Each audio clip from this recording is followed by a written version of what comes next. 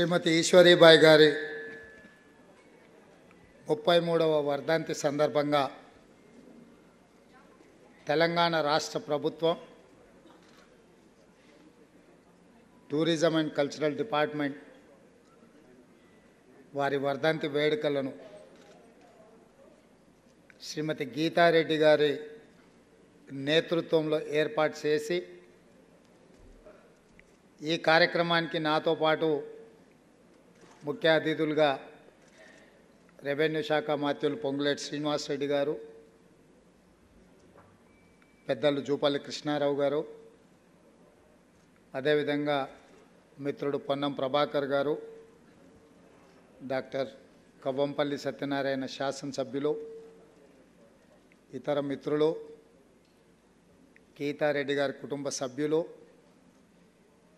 ఈశ్వరీబాయి గారి అభిమానులు, గీతారెడ్డి గారి అభిమానులు అందరూ ఈ వర్ధంతి కార్యక్రమంలో పాల్గొని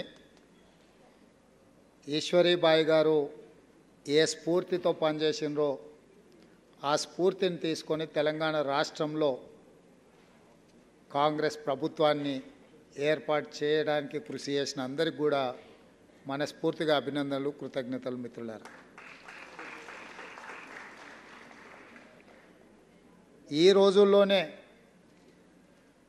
చదువుకున్న ఈ యుగంలోనే రాజకీయాలలో మహిళలు రాణించాలంటే చాలా కష్టమైన పరిస్థితులు. కానీ ఆ రోజుల్లో డాక్టర్ బాబాసాహెబ్ అంబేద్కర్ స్ఫూర్తిగా ఈశ్వరీబాయి గారు తెలంగాణ ప్రాంతంలోనే కాదు, ఉమ్మడి ఆంధ్రప్రదేశ్లో కూడా తనదైన ప్రత్యేక ముద్రను రాజకీయాలలో ఏర్పాటు చేయడమే కాకుండా ఆనాడు తెలంగాణ తొలి దశ తెలంగాణ ఉద్యమంలో కూడా వారు ప్రత్యేకమైన పాత్రను పోషించారు. వారు రాజకీయాలలో రాణిస్తూనే శ్రీమతి గీతారెడ్డి గారిని ఒక మంచి డాక్టర్గా చదివించి సమాజంలో అత్యున్నతమైన గౌరవము, మంచి చదువు, అన్నిటికంటే ముఖ్యంగా మా డాక్టర్ గారిని మనందరం మనస్ఫూర్తిగా అభినందించాలి. ఎందుకు అనంటే గీతక్క రాజకీయాలలో ఎదగాలని వారికి పూర్తి స్థాయిలో సహకారాన్ని అందించి హాస్పిటల్ రన్ చేయడం నుంచి మొదలు పెడితే నైతికంగా, ఆర్థికంగా, రాజకీయంగా వారు అండగా నిలబడి, మనం చాలా సందర్భాల్లో పెద్దలు చెప్తారు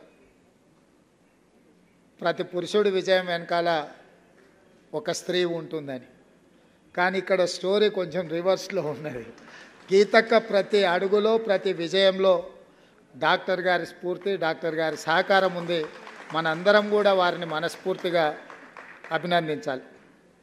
గీతక్క ఒక మాట చెప్పిండ్రు, ఎన్నో కార్యక్రమాలు ఉండి ముఖ్యమంత్రి గారు ఇక్కడికి వచ్చిండ్రు అని. ఇది నేను బరువుగా భావించాను, బాధ్యతగా భావిస్తాను. గీతక్క నేను ఎప్పుడు కూడా ముందు నుంచి వారికి చెప్పిన, సొంతంగా మనకు ఒక అక్క ఉంటే ఎట్లా ఉండాలని మనం కోరుకుంటామో డాక్టర్ గీతారెడ్డి గారు అట్లా ఉంటారు. ఏ విషయంలో ఉన్నా కూడా వారు పార్టీని నడిపే విషయంలో కానీ, ఆందోళన కార్యక్రమాలు తీసుకున్నప్పుడు కానీ, నేను పిసిసి అధ్యక్షుడిగా చిన్న వయసులో ఉన్న వారు కార్యనిర్వాహక అధ్యక్షుడిగా అందరికంటే చాలా బెటర్ పర్ఫామ్ చేసి 100% మార్కులు తెచ్చుకున్నది గీతారెడ్డి గారు.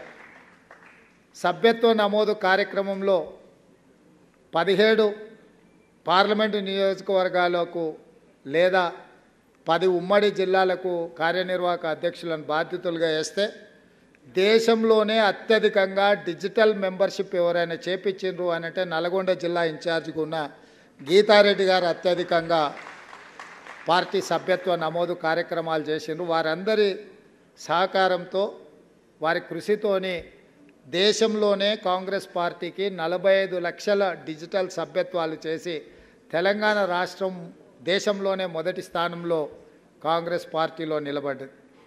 అదేవిధంగా ప్రతిపక్షంలో ఉన్నప్పుడు ఎవరు ఎప్పుడు మారుతున్నారో, ఎవరు ఎప్పుడు ఫిరాయిస్తున్నారో, ఎవరు పొద్దున్నున్నోళ్ళు సాయంత్రం ఉంటారో, సాయంత్రం సభలో ఉన్నోళ్ళు తెల్లారేకల్లా ఎక్కడ తేలుతారో తెలియని పరిస్థితిలో గీతక్క కార్యనిర్వాహక అధ్యక్షురాలుగా పూర్తి స్థాయిలో బాధ్యత తీసుకొని తనకు ఒక్కొక్కసారి హెల్త్ ఇష్యూస్ ఉన్నా కూడా పక్కన పెట్టి బై రోడ్డు నల్గొండ పోయి కార్యక్రమాలు చూసుకొని ప్రతి శాసనసభ నియోజకవర్గంలో పార్టీ ఆందోళన కార్యక్రమాలు, సభ్యత్వ కార్యక్రమాలు కానీ, పర్యవేక్షణ కానీ వారు చాలా క్షుణ్ణంగా వారు పనిచేయడంతో ఈరోజు నల్గొండ జిల్లాలో 12లో 11 శాసనసభ నియోజకవర్గాలు ఏ శాసనసభ కూడా 50,000కు తక్కువ మెజారిటీతో గెలవలేదు. ఇవాళ తెలంగాణలో అత్యధిక మెజారిటీతోని అత్యధిక సీట్లు గెలిచిన జిల్లా నల్గొండ జిల్లా. కార్యనిర్వాహక అధ్యక్షురాలుగా గీతక్క జిల్లాకు ఇన్ఛార్జిగా పనిచేసిండ్రు. వారి యొక్క విధానాలు, నిర్ణయాలు మాకు వారి సీనియారిటీ కూడా ఎంతో ఉపయోగపడ్డది. ఎందుకంటే కొన్నిసార్లు వేదిక మీద కూర్చున్నప్పుడు పిసిసి అధ్యక్షుడిగా మా వయసో లేకపోతే పరిస్థితిలో కొంతమందికి ఆమోదించడానికి ఇష్టం లేనప్పుడు ఇట్లాంటి సీనియర్ లీడర్స్ మా పక్క నుండి కార్యనిర్వాహక అధ్యక్షులుగా ఉన్నప్పుడు ఆ నిండుదనం ఆ వేదికకు వచ్చేది. నిజంగా ఈరోజు వారు మంత్రివర్గంలో లేకపోవడం అనేది ఒక లోటు. గీతక్క లాంటి వాళ్ళ మంత్రివర్గంలో ఉంటే తప్పకుండా ఆ మంత్రివర్గానికి, తెలంగాణ రాష్ట్రానికి గౌరవం పెరిగి ఉండేది. వారు శాసనసభ్యురాలుగా, మంత్రిగా, కార్యనిర్వాహక అధ్యక్షురాలుగా, కాంగ్రెస్ పార్టీ నాయకురాలుగా, ఈశ్వరీబాయి కుమార్తెగా వారు జీవితంలో ఎక్కడా ఏ లోటు లేకుండా, ఏ గౌరవం తగ్గకుండా ఇక్కడి వరకు రాణించిండ్రు. వారు ఈరోజు రాజకీయాలలోకి వచ్చిండ్రు అంటే ఆనాడు శ్రీ రాజీవ్ గాంధీ గారు ఎన్ఆర్ఐస్ని రాజకీయాలకు రావాలని ఆహ్వానిస్తే రాజీవ్ గాంధీ గారి పిలుపు మేరకు రాజకీయాలకు వచ్చి దాదాపుగా ఈ 40 సంవత్సరాలు ప్రత్యక్షంగా పరోక్షంగా ప్రజా జీవితంలో వారు ఉన్నారు.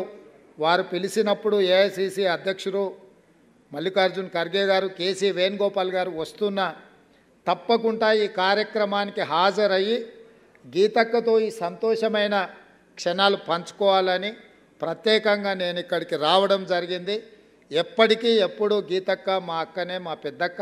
మంచికి చెడ్డకు అన్నిటికీ ఆ కుటుంబానికి రాష్ట్ర ముఖ్యమంత్రిగానే కాకుండా వారి సోదరుడుగా నేను అండగా నిలబడతాను. గీతక్కకు సోనియా గాంధీ గారి దగ్గర కూడా ప్రత్యేకమైన స్థానం ఉంది. ఎప్పుడు నేను శ్రీమతి సోనియా గాంధీ గారిని కలిసినా కూడా హౌ ఇస్ డాక్టర్ గీత అని మేడం అడుగుతుంటారు. గాంధీ కుటుంబానికి వారి అత్యంత సన్నిహితులు. వారి అన్ని విషయాలలో పార్టీ అండగా నిలబడుతుంది. ఈరోజు ఈ కార్యక్రమంలో కూడా రాష్ట్ర ప్రభుత్వం సంపూర్ణంగా ఈ కార్యక్రమాలను ఏర్పాటు చేయడం జరిగింది. నాకు ఏఐసిసి అధ్యక్షుడిని రిసీవ్ చేసుకునే పని ఉన్న మా మంత్రులను ఇక్కడనే ఉండి ఈ కార్యక్రమాలను పర్యవేక్షించి ప్రతి నిమిషం గీతక్కకు అండగా నిలబడాలని ఈశ్వరీబాయి గారి అభిమానులకు, గీతక్క అభిమానులందరికీ నాది ఒకటే మాట. నేను గీతక్క కుటుంబ సభ్యుడిగా, తమ్ముడుగా నా బాధ్యతలు తప్పకుండా నెరవేరుస్తా. ఏ అవకాశం ఉన్నా, ఏ సందర్భం వచ్చినా ఆ కుటుంబానికి పార్టీ అండగా నిలబడుతుందని తెలియజేస్తూ మీ అందరి దగ్గర సెలవు తీసుకుంటున్నా. ధన్యవాదాలు మిత్రులారా.